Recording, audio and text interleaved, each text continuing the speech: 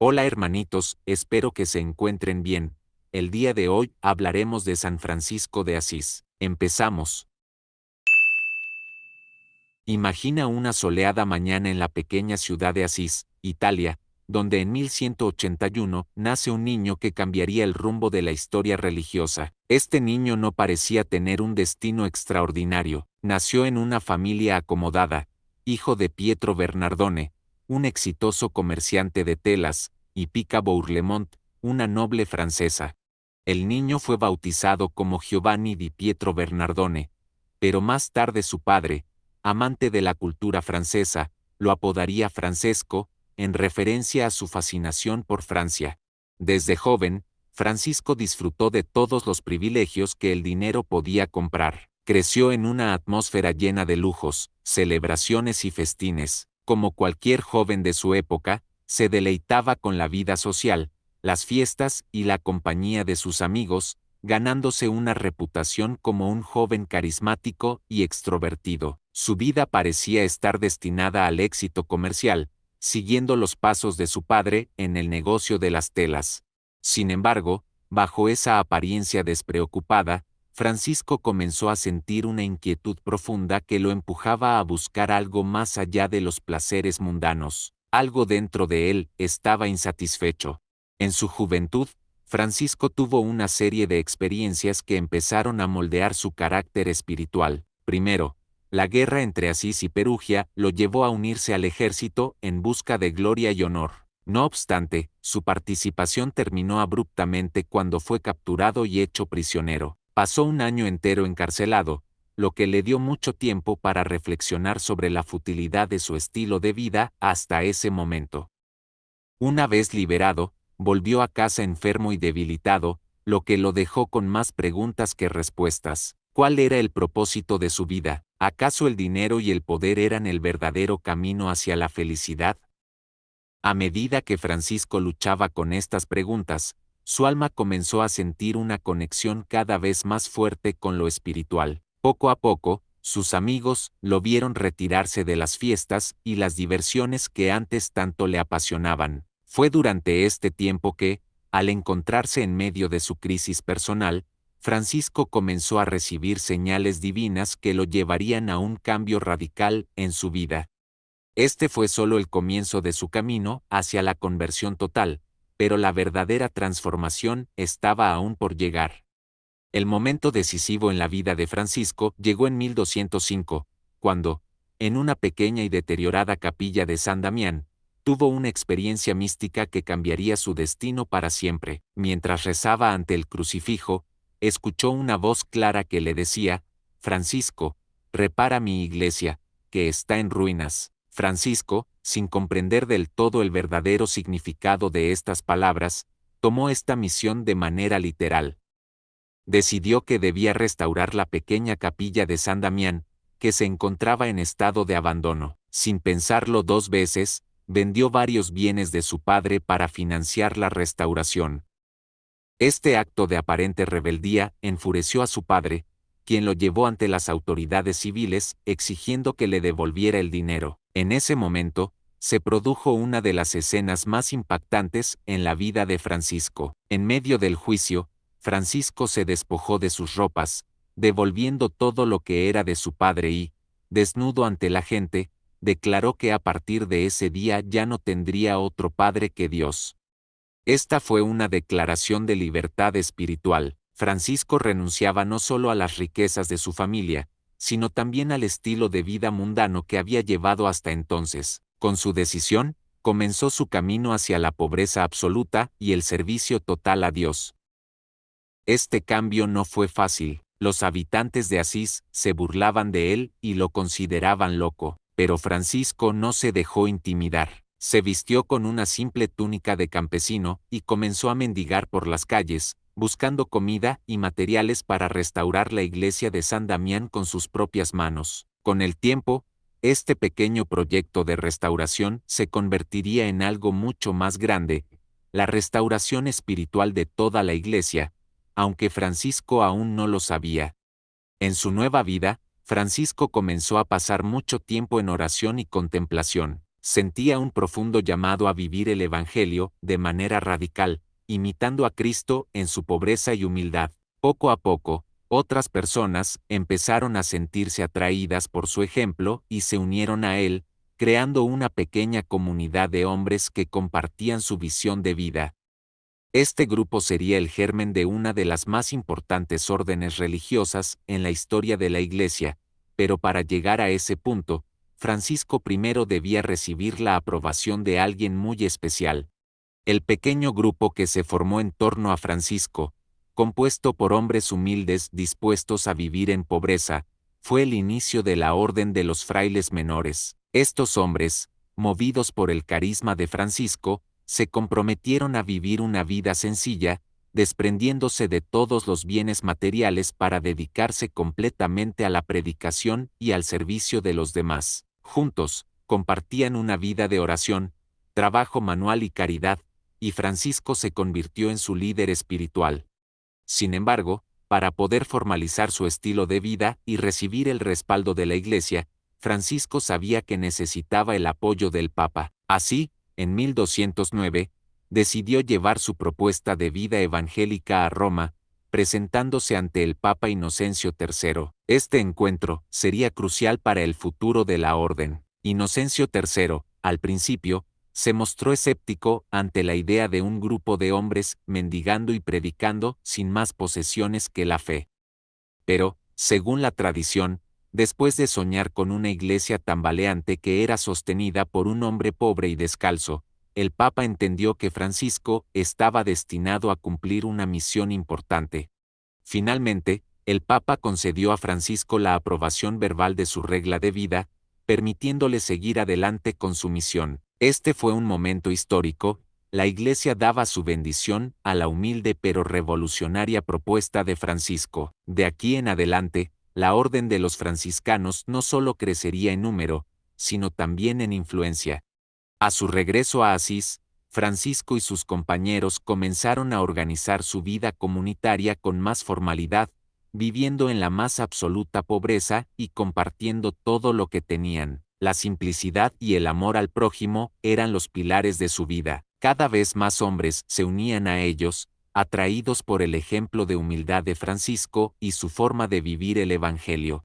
En 1224, en un momento de retiro y oración en el Monte Albernia, Francisco experimentó una de las manifestaciones más extraordinarias de la espiritualidad cristiana, recibió los estigmas, las 5 llagas de Cristo en su propio cuerpo. Este fue un evento profundamente místico, y Francisco, marcado con las heridas de la pasión de Cristo, vivió sus últimos años en un dolor físico constante. A pesar de esto, nunca perdió la alegría que caracterizó su vida. Los estigmas que recibió en el Monte Albernia fueron una señal tangible de su profunda unión con el sufrimiento de Cristo, y aunque sus seguidores lo vieron como un milagro, para Francisco fue un recordatorio de que debía cargar con la cruz de la manera más íntima posible. Este acontecimiento lo afectó profundamente, tanto física como espiritualmente, marcando el comienzo del final de su vida terrenal.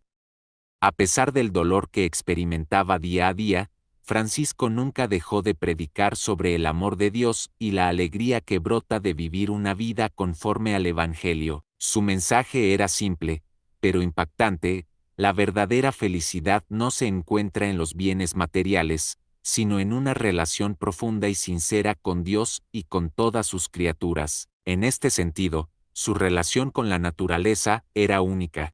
Francisco veía la obra de Dios reflejada en la creación y en todas las criaturas, lo que lo llevó a escribir el Cántico de las Criaturas, un hermoso himno en el que alaba a Dios por el sol, la luna, el agua, el fuego y la tierra, llamándolos hermano y hermana. Este poema no solo es una muestra de su espiritualidad, sino también de su visión de la vida, basada en la fraternidad universal.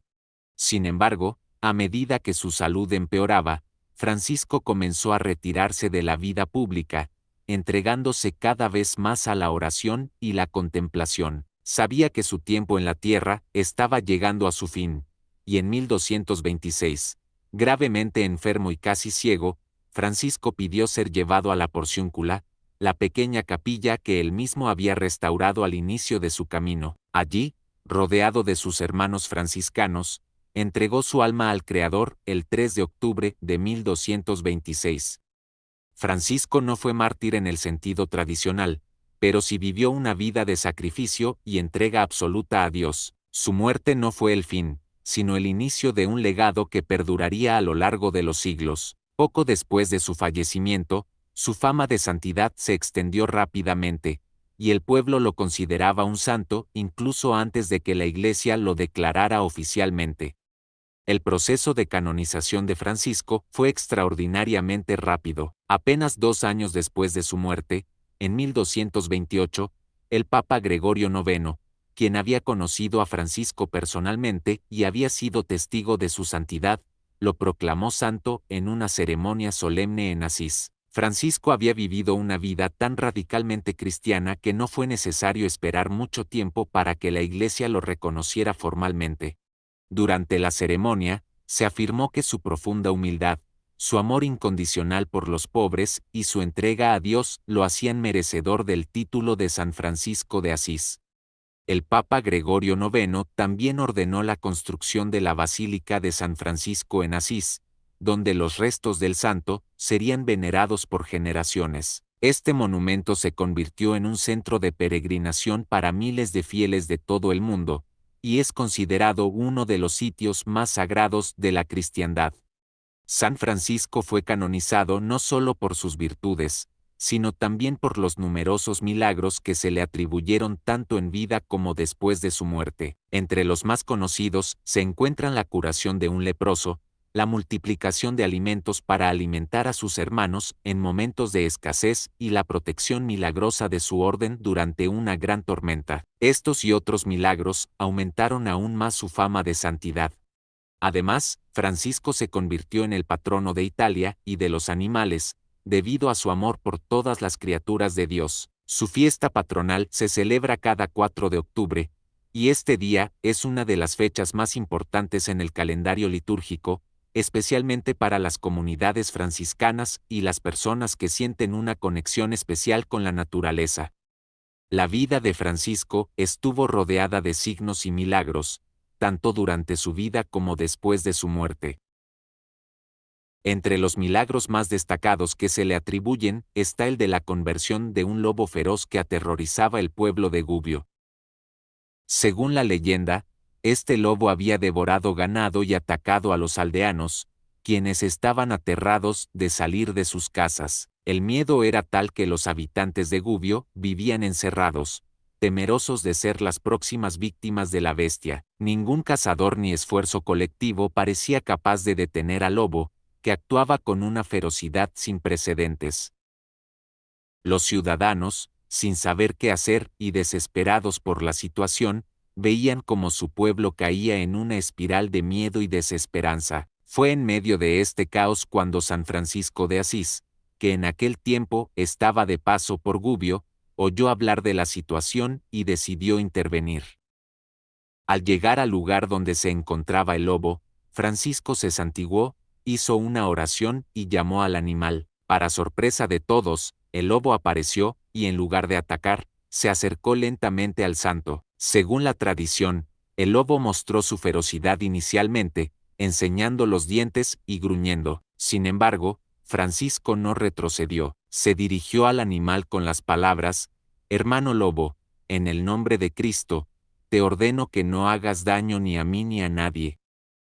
Hermano lobo, sé que has causado mucho daño porque tienes hambre y no sabes de otro modo de sobrevivir, pero yo quiero hacer las paces entre ti y los habitantes de esta ciudad». El lobo, lejos de atacar, escuchó en silencio las palabras de Francisco, que le ofreció un pacto: si dejaba de atacar a las personas y al ganado, los ciudadanos de Gubbio se comprometerían a alimentarlo. De esta manera, el lobo tendría lo que necesitaba para sobrevivir sin recurrir a la violencia. Francisco explicó a los habitantes lo que había acordado con el lobo: si le daban comida, el lobo nunca volvería a atacar. Los aldeanos, agradecidos y llenos de admiración por Francisco, aceptaron el trato. Desde entonces, el lobo vivió en paz entre los ciudadanos de Gubbio, que lo alimentaban y lo veían como un símbolo de reconciliación y misericordia. Otro milagro famoso es el de la curación de un leproso, uno de los grupos más marginados de su época. Francisco, que siempre tuvo una devoción especial por los más desfavorecidos, tocó y cuidó a muchos enfermos de lepra, y en varias ocasiones, se documentaron curaciones milagrosas después de su intervención. Uno de los milagros más sorprendentes ocurrió después de su muerte, cuando el Papa Gregorio IX cayó enfermo y, según los informes, fue curado milagrosamente tras invocar la intercesión de Francisco. Estos y otros muchos milagros ayudaron a consolidar la reputación de Francisco como un hombre santo, cuyo poder de intercesión continuaba incluso después de su fallecimiento. Hoy en día, San Francisco de Asís es venerado en todo el mundo, y su fiesta se celebra el 4 de octubre. Es el patrono de los animales, de los ecologistas, de Italia y, en general, de los que buscan una vida sencilla y en armonía con la naturaleza. Su mensaje de respeto a todas las criaturas y su amor por la creación siguen siendo fuente de inspiración, especialmente en un mundo cada vez más preocupado por los problemas ecológicos. El legado de Francisco no solo se limita a la espiritualidad, sino que ha influido en muchos movimientos sociales y ambientales. Su visión de la creación como un reflejo del amor divino ha inspirado a innumerables personas a trabajar por la protección del medio ambiente y a vivir de manera más simple y consciente. San Francisco de Asís no solo dejó una huella en la historia de la Iglesia, sino en la cultura mundial. Hoy en día, miles de iglesias y catedrales llevan su nombre en países de todo el mundo. En lugares como Italia, España, Francia y América Latina, su devoción sigue viva, y millones de personas se sienten atraídas por su mensaje de amor, simplicidad y paz. No es raro encontrar su imagen en iglesias, parques, hogares y hasta en tiendas, como un recordatorio constante de su humildad y cercanía a la naturaleza. La vida de San Francisco es un recordatorio perenne de que la verdadera riqueza no se encuentra en los bienes materiales, sino en el amor desinteresado y el servicio a los demás. A través de sus enseñanzas, su ejemplo y su profunda conexión con Dios, Francisco sigue siendo una luz que guía a la humanidad hacia una vida más plena, humilde y en comunión con el Creador y todas sus criaturas. Así llegamos al final de esta inspiradora historia de San Francisco de Asís.